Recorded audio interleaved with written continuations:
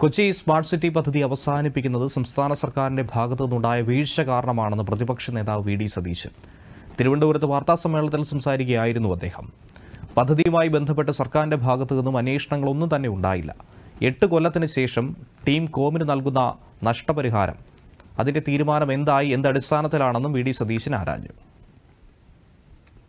ആരോടും ചർച്ചയില്ലാതെ ക്യാബിനറ്റ് കൂടി കുറേ തീരുമാനങ്ങൾ വന്നതിന്റെ ഒരു കൂട്ടത്തിൽ ഒരു തീരുമാനം വന്നിരിക്കുകയാണ്. സ്മാർട്ട് സിറ്റി അവസാനിപ്പിക്കാവുന്ന തീരുമാനം വളരെ വിചിത്രമായ ഒരു തീരുമാനമാണ്. ആരാണ് ഇതിന് ഉത്തരവാദി? ടീകോമിന് നഷ്ടപരിഹാരം കൊടുക്കാൻ ആലോചിക്കുന്നത്. അപ്പൊ ആരാണ് ഇതിന്റെ തകർച്ചയിൽ ആരാണ് ഉത്തരവാദി? കേരളത്തിൽ 90,000 പേർക്ക് ജോലി ലഭിക്കും എന്ന് ഉറപ്പുണ്ടായിരുന്ന ഒരു സംരംഭമാണ് അട്ടിമറിക്കപ്പെട്ടിരിക്കുന്നത്.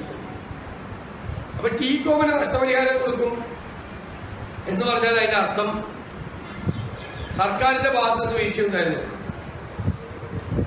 2016 ഫെബ്രുവരി 20-ാം തീയതി ഉമ്മൻചാണ്ടിയുടെ ഭരണത്തിന്റെ അവസാന നാളുകളിൽ ഇതിന്റെ 1ാം ഘട്ടം ഉദ്ഘാടനം ചെയ്യപ്പെട്ട 6.5 ലക്ഷം സ്ക്വയർ ഫീറ്റ് IT ടവറാണ് അന്ന് ഉദ്ഘാടനം ചെയ്തത്. 6.5 ലക്ഷം IT ടവർ 1ാം ഘട്ടം.